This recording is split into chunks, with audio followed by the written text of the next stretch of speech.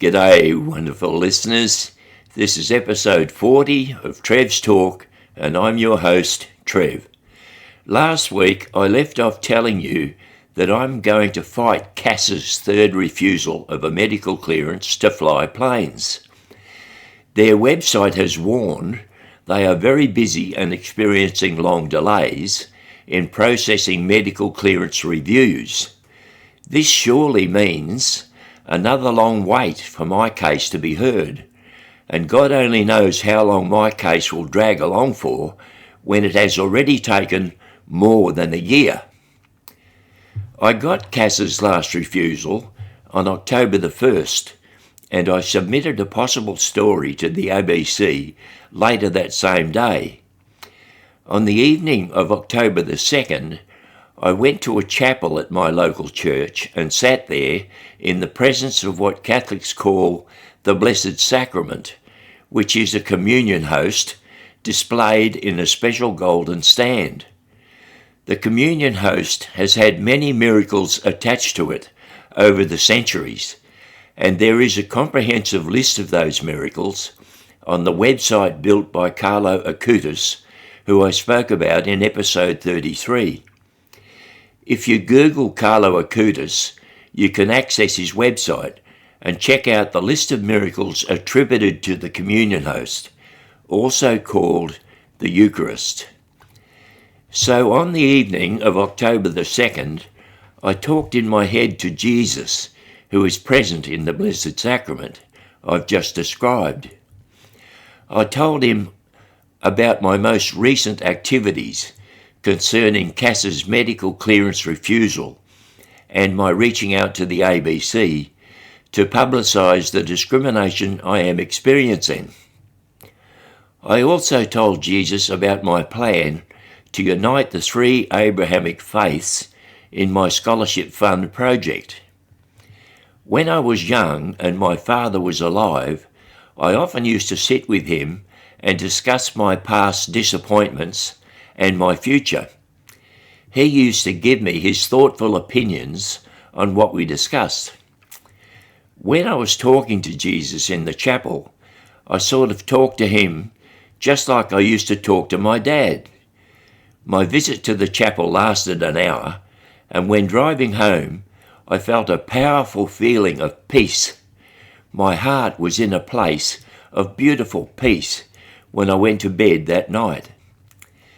The following morning, around 5 a.m, I was lying awake and suddenly I was blessed with lovely, pleasurable feelings coursing through my body.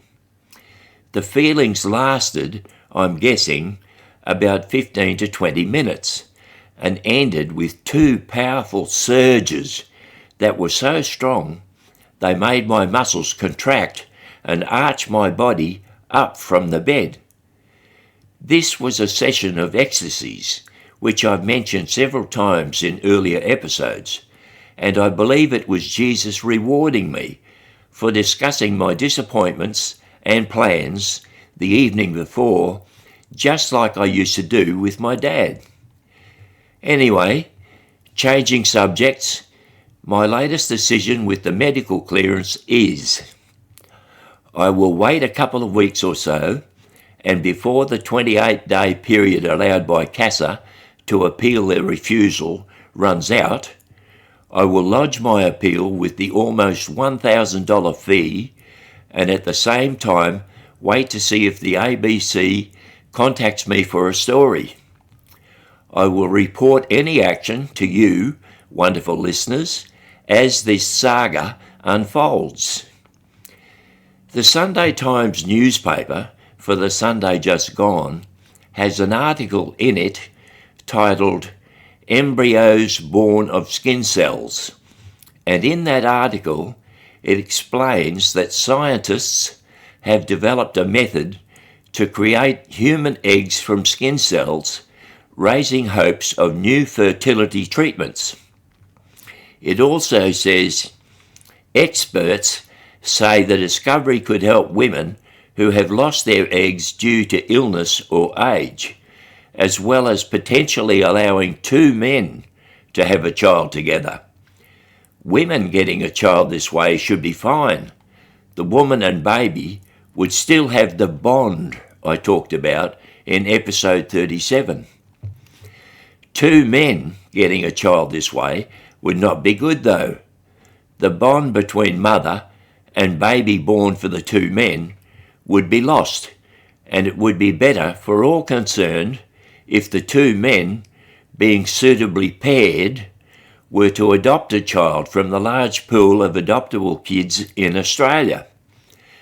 I talked about this in episode 37, but mention it again because it popped up in the Sunday Times, which shows that the scientists are still trying to produce children in a test tube and not in God's using the benefit of nature way.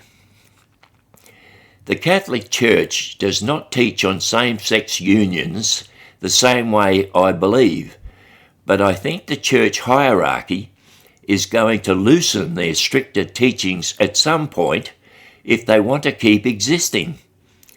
In its refusal to recognise LGBTQA unions, the church risks appearing pedantic, clinging to theological formulations while overlooking the dignity and love present in these relationships. I worry that if the church sticks to present teaching on this, it will die through the sheer loss of followers, shrink to almost nothing, or fade out altogether. I do believe the church has got it right on euthanasia, though. If a person permits or asks their doctor to end their life, then that person's life is cut short before it is fully evolved, or evolved to the greatest point possible. Euthanasia also interferes with the evolution of the family and friends connected to the patient. We are all connected and growing and evolving, and it is not right to remove one of us unnaturally. Changing directions for a minute, I need to alert you, wonderful listeners, to the progress I'm making in my spiritual-led adventures. Yesterday, my daughter Colleen had talked about my desire to meet a leading Muslim with a friend of hers. The friend was named Mohammed, and Colleen gave me his number to chat with him, as he was good friends with the leading imam and could arrange a meeting between the leading imam and me, so that I could pitch my scholarship fund project to that leading imam. This was very encouraging news to me, and I did not hesitate. I rang Colleen's friend Mohammed as soon as I had a chance. Well, that phone call was really beneficial. Mohammed believes my scholarship fund project has great merit. The three great Abrahamic faiths, Muslim, Jew and Christian, publicly uniting and starting a project which works towards improving education for Aboriginal youth is a fantastic idea. All involved will get benefit from such a project. Muslims, Jews and Christians will be seen by ordinary people to be an example of uniting in a greatly needed plan to improve and upgrade the education of underprivileged Aboriginal youth.